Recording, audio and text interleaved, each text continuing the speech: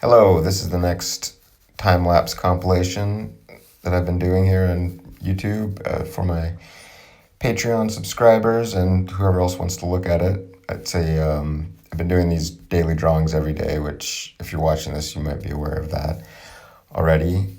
And this is the drawings number 64 through 70. So it's 7 drawings, it's actually a week's worth.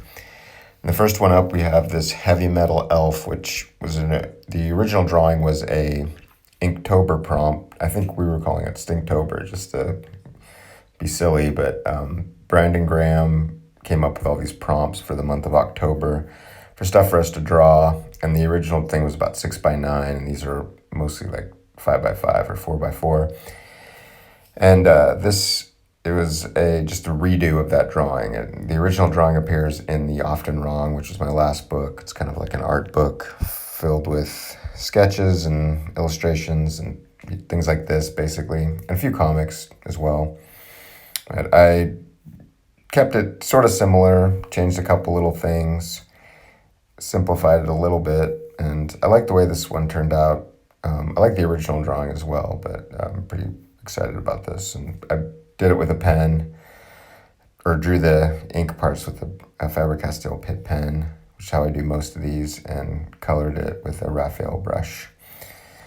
And this next one is also in The Often Wrong, but it was a promotional piece originally for the Wrenchies.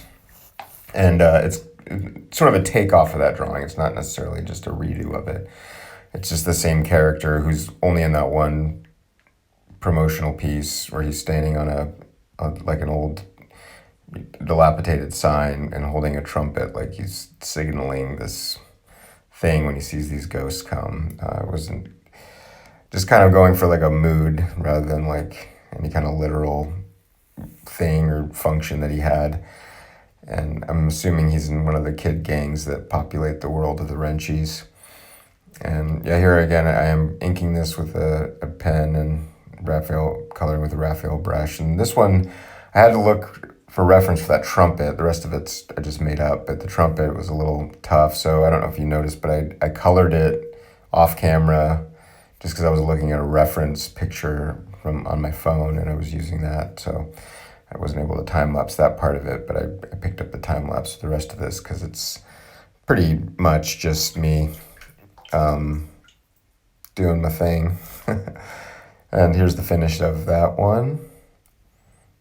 And the next one we have is Owl Eyes, who is, or Owie Eyes, I should say. I originally had him called Owl Eyes because he had these like spectacle things, but it's like, I don't want that to be so literal, so I changed it to Owie Eye, just mess with the spelling a little bit. It's like, oh, I like the way that sounds. It sounds like a weird wizardy thing. And he's basically he's in the Wrenchies, he's a character in the Wrenchies, and the original drawing that I used as reference appeared in The Often Wrong as well. And he's the scientist's protege. There's this smartest guy in the world, the scientist, has a secret underground base, and he's like his companion that helps him with his machines and robots and things like that. And he just hangs out in his little cave and with his books and his fishes, and he doesn't actually go on the quest with the rest of the team, but he's basically the second smartest person in the world. He helps him out with the magic spell that brings the Wrenchies back. And I have him holding a gun, but he never actually does anything in the story with a gun. I just thought it looked kind of cool. And here he is on the book that he appears in, as well as the Wrenchies. He's in both. Not in a comic, but just in a drawing. And there's the finish. And the next one is a very minor character in It Will All Hurt. You can see these are the original panels that he appeared in. And that red dude, he's a red wizard, and he's like is one of his minions. It's like a demon. And he's only in like, 1 or 2 panels. You just see him walking along in the dust. And I just liked the original drawing and thought it would be fun to redo. I've been, this week, I haven't really had any suggestions, or no one really grabbed hardly any of these off my Patreon this week. So these were all just for sale on my Instagram. And I sold them after I posted them on my Instagram. So this guy was, yeah, he was pretty fun to draw, and I added a little more of the little post-apocalyptic background to it. It's like a kind of a burnt, bombed out building in the background. And yeah, here I'm kind of, I switch up brushes a little bit. I don't exclusively use a Raphael for painting just because the tip started to wear out a little bit. So I have a few smaller brushes that I've been using for more precise detail work. And this next one is three girls from the Popgun War world that I have a couple of volumes in the series called Popgun War. And this is Clementine, Emily, and Gwen. So it's Clem, Em, and Gwen. And they're going to be, I've done a few stories with them already, some that appeared in Delusional, and I don't think anywhere in the Often Wrong, but they were mostly stuff I did for like Vice Comics and a paper cutter anthology, and maybe a couple other things. And they live in this like secret treehouse, and it's like very magic-y. Like Gwen is a wizard. She was in Popgun War, the second volume, and some other stuff. And Clementine is actually like an older incarnation of Almendra, who's in, like her full name is Almendra Clementine, but she goes by Clementine in this Popgun War world. She's an It Will All Hurt as well.